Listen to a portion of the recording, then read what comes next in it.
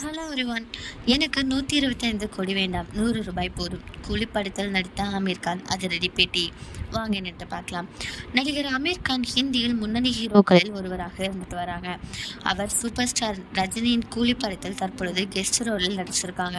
ஆமீர் கான் நடிப்பில் கடந்த மாதம் சிட்டார் ஜமீன் பர் என்ற திரைப்படம் ரிலீஸ் ஆகியிருந்துச்சு. 200 கோடிக்கும் மேலாக இந்த படம் தியேட்டரில் வசூல் செஞ்சிருக்கு. மேலும் OTTயில் எப்பொழுது ரிலீஸ் ஆகும் அப்படின்னு ரசிகர்கள் காத்துட்டு இருந்த நிலையில் OTTயில் ரிலீஸ் செய்யப்படுவதில்லை அப்படின்னு ஆமீர் கான் அறிவிச்சிருக்காங்க. சிட்டார் ஜமீன் பர் படத்தை நேரடியாக யூடியூபில் ஆமீர் கான் ரிலீஸ் செய்கிறாங்களாம்.